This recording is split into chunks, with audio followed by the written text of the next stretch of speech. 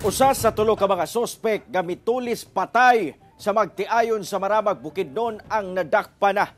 Kapin 100,000 pesos ka kwarta nga halin sa gipaligyang yuta sa magtiayon ang nalimas sa mga sospek. Ani ang report.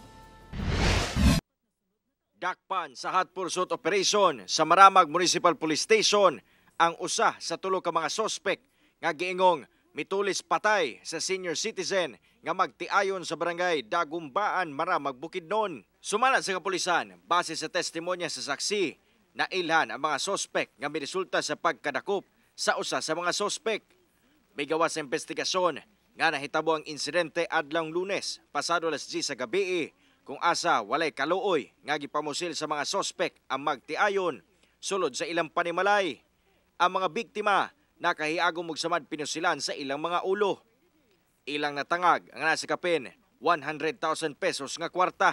Kaning duha sa tulo ka sospechado, silingan lang kini sa maong mga biktima.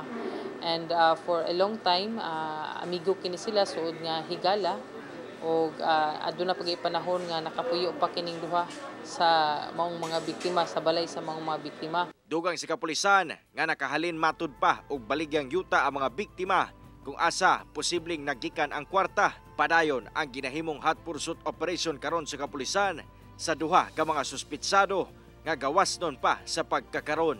Lesson learned gid no nga when we talk about money, di kita dapat mosalig sa bisan kinsa. Kay ang katong mga tao gyud nga aduna gid temptasyon sa kwarta.